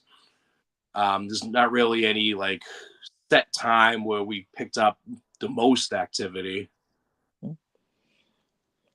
Environmentally, would it be on a sunny day, or would it be on a cloudy day, or would it be on a really rainy day?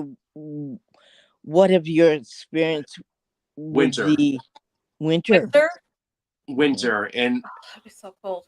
I think because there's more static electricity in the air, so it attracts maybe something residual. Because we've picked up the most amount of activity before in the winter time. Not on a place called Ghost Road, we've heard something crashing through the trees. It sounded like someone picture an elephant running through a forest, knocking down trees. That's what it sounded like, and it was smack down in the middle of winter. Wow. Also, there was another place that we were visiting in the winter called Nine Men's Misery. Mm-hmm. It's a spot where the 9 colonial soldiers were captured by the Mm-hmm. natives and they were tortured in Mm-hmm. this spot. There's actually a monument right there, which is the oldest monument in the USA. And we were investigating the area Mm-hmm. and we heard what sounds like a trunk door closing, but yet Mm-hmm. we're in the middle of the swamp. Mm-hmm. So it was definitely residual sounds of, flint lock rifles or some kind of muskets. Mm-hmm. That's interesting. So wintertime would be the best time to find anything, right? Yeah. That's interesting. Um like okay. It's kind of like hard to fathom why wintertime, right? I'm assuming because there's a lot of snow up there too. So, like you said, Yeah. static electricity in the air. There's more snow, there's more quiet. You're going to pick up more EVPs. Plus, like I said, there's more static in the static electricity in the air, which I think is a conductor. Yeah. 'Cause that's also like one of the theories on when it's raining outside, you'll pick up more activity if you're investigating. Yeah, yeah. Here, if it's uh, a tropical storm, that's when spirits come out in this country. In the And tropical, after. yeah, and it's just creepy as can be, Because especially on. after like a tsunami here, Mm-hmm. taxi drivers say they'll pick up after that a lot more. And I'm sure you've probably heard of this, the ghost riders or whatever you want to call it, where they pick up a person to bring them Mhm. somewhere, and it turns out it was a ghost. They weren't actually there. Yes, yes. It's a big thing here, especially after one of those. They'll say because here in Japan, compared to America, Mm-hmm. the passenger does not open the door. The driver does. The driver either has a button they have to press or a lever they have to use to open the door. So they can't just open and close the door. So it's not like someone jumped out, but they'll No, see someone. They'll see someone, clear, just like you're looking at me. I'm looking at you, kind of thing. Clear. They'll pick them up. They'll have an actual conversation with them, yeah, and then they turn around to tell them the person's completely gone,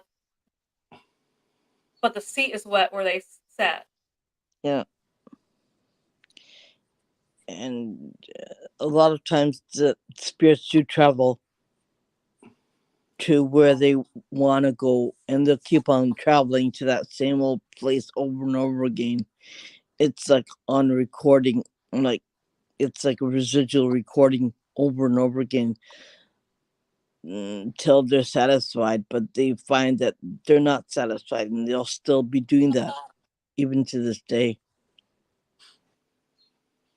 Well, there's a theory that maybe they don't realize they're not alive anymore and just Right. trying to Yeah, go home, and unfortunately cannot go home. no, I mean, I've seen some videos of them where it's you do see the person get in. hmm, You do see the person like is solid, but then in the cab ride they start going like fading in and out. yeah, they almost come transparent, and they still have a face, right? So that happens a lot here. That's what's so weird about this country. There's a lot of weird things paranormal wise here that I'll definitely say. Yeah, Spirits here have a different energy in Japan than it does in the United States. yeah. It's almost like where Amanda is. It's almost like a sad and very They died without. A lot of Not, tragic souls. yeah, it's like not before their time. And here you could unalive yourself and you find them wandering around all over the place. So you don't have to go to any place haunted to find anything haunted. You just go at your front door and they're like, mm-hmm, there's that and that and that, and right, Amanda? Yeah. Especially where you are. Where you are, it's just you just have to walk out your front door a couple miles and you find something haunted. It's Yeah, just to go like, a couple miles. I just go down the parking lot of my building. yeah, it's pretty freaky. Like, you know what? We could sell tickets, you know that? If only things would. That would never be a good business here because people just would ignore it and would never sell. Well, not here, from like from other places.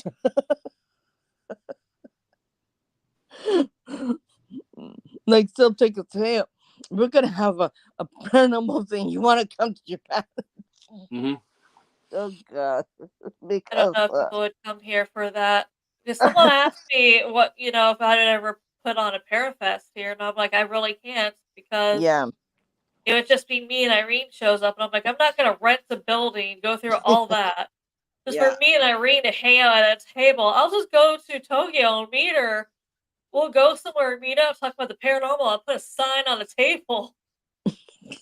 that's all it would really be. I'm like, unless people plan on flying over to Japan, Mm-hmm. it wouldn't be a realistic thing to do. Yeah, paranormal is still a no thing to talk about. And if you have abilities, that's another one that's a no thing you don't talk about either. So it's not like in America you can talk about it to an extent, but in Japan you really can't. It's like, like, keep your mouth shut. Don't talk about it. If you work someplace, make sure your boss doesn't know what you do, because yeah, that could be jeopardize your lifestyle, your paycheck. You won't find, you find probably your last paycheck in the mail, and that would be the end of it, right? So it's the most difficult subject to talk about in this country, and yet this whole country revolves around paranormal. Your Yeah. everyday life revolves around paranormal, from the time you get up to the time you go to bed. So it's like, why is that, right? And you're shaking your head, you're like, gee, I don't get that. But anyways, that's what this country's all about. It's it's crazy, but yeah, you don't talk about it. You know, there is a theory going back to UFOs, though. Like, Hmm. besides it being in the oceans, there is also another theory that this goes with the core Earth theory. Hmm. Is they're also from the core Earth. Yeah. Hmm. I mean, because I also lived in Montana, where a lot of people believed in the core Earth there as well. Hmm. And it also goes with the whole Indians saying, "Don't go towards this mountain. There's evil." That's what I'm saying. It's probably not skinwalkers. It could have been something else. Just because there are there are a lot of mines that shut down because large groups of people would go down these mines to never be seen again. Like a group of 15 goes down, somehow they end up missing. A group of 20 goes down, somehow ends up missing. They can't find a single person. They can't find any cave-ins anywhere. They don't know what happened to them. They've still never found some of these bodies. So they would shut down some of these caves or mines just to stop it because too many people are ended up missing, unexplained. A lot of people think there's in Montana and also in Alaska, there's supposed to be gateways or paths or whatever you want to call it from the mountains, some of the mountains to the core Earth. That's also why they think people are ending up just randomly vanishing, where Hmm. people also see unexplained things.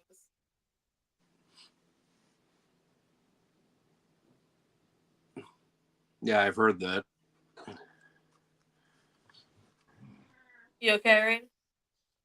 I'm questioning it because it started to shake again, and it's kind of like freaking me out. Like, you could really feel it.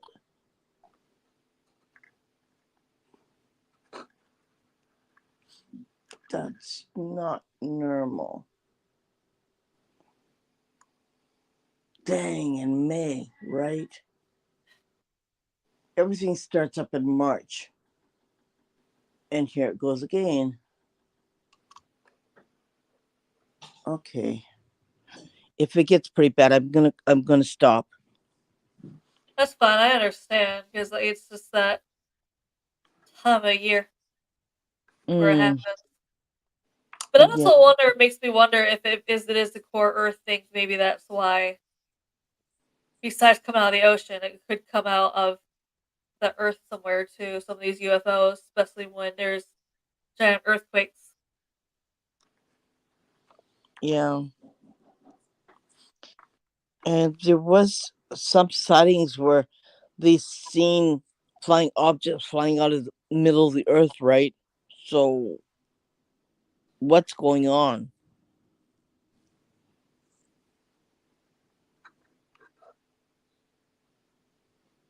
Why is that happening? Like, okay, please stop.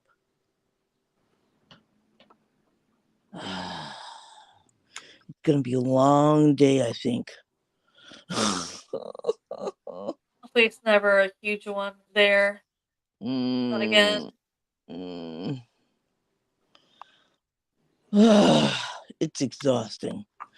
You don't know what to do. You don't know if you should get up. You don't know if you should hold the furniture. You don't know what to do. Like, oh well. Continue. Because I know it was also a belief in Montana though that whatever was in Area 51 was moved to a secret location in Montana as well. Mm-hmm. I've heard of that theory. There are hidden bases there in Montana underground somewhere. It's possible, but who really knows? That would be awesome to check out. Yeah, that's what a lot of people in paranormal were saying though, that whatever was in Area 51 was moved to somewhere in a secret location in Montana.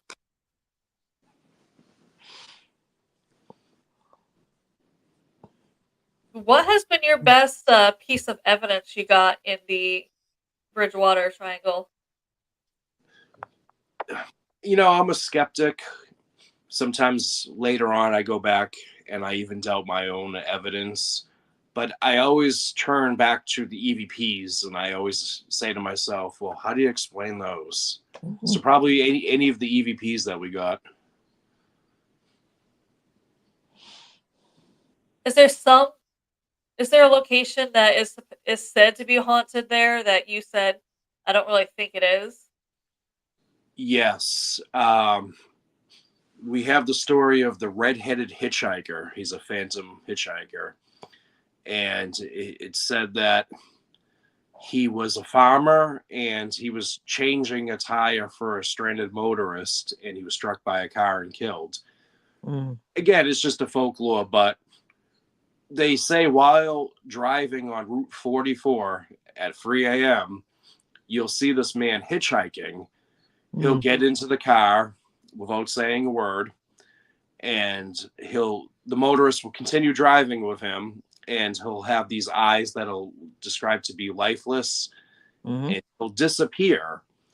And after he disappears, the motorist claims that they hear the sounds of laughter coming through the radio. And these reports have been dating back for years.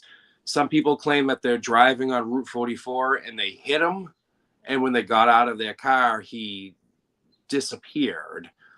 Now, I did that investigation, of course, as a huge skeptic, thinking, no way possible, because, there's never been any reports of any deaths on that road, nothing. So we were driving on Route 44, and at the time I had a Mercury Grand Marquis, which that car, if you're driving without your seatbelt on, the seatbelt alarm will keep chiming every 5 minutes. And we were pulled over, and the seatbelt alarm was chiming, and my friend was setting up the spirit box in the back seat. And he hands me the spirit box, and you hear a voice saying, "You're out of your seatbelt." Right after, we also picked up the sounds of laughter on the spirit box, which is a channel sweeper, the same thing pretty much as what a radio would function on. So I kind of left that investigation now, not really much as a skeptic. I believe that this hitchhiker was homeless, based on a lot of the reports that came through. I believe he was homeless, living in the woods on that stretch of that route. I believe that he had some, mental problems. He was, crazy. He was an alcoholic. I believe that he passed away. I believe that people are seeing his residual energy on that road. I don't think they're picking him up. I think that's BS. I feel like there's a lot of stories in America that happen to be hitchhikers.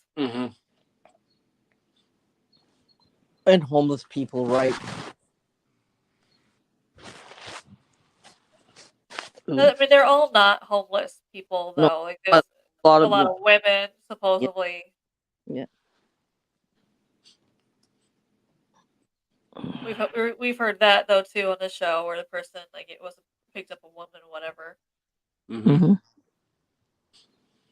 Do we have any hitchhiker stories here in Japan? Is there? I don't think I've heard of any yet. Mm-mm. Yeah, hitchhiking is not really. They don't do that here Yeah, I was gonna say I don't remember recalling any story like that here. because the safety thing about right, like stranger danger. Yeah. I don't hear any stories about hitchhiking. They don't happen a lot. Yeah, I haven't heard anything like that. Where if someone wanted to go to the Bridgewater Triangle and start investigating, where would you say is a good place for them to start? The Hockomock Swamp, because that seems like that's the heart of it all. Is there another location maybe you'd recommend if they're like, I'm not ready to go to a swamp? um, possibly Anawan Rock, which has a lot of history. With the capture of Chief Anawan.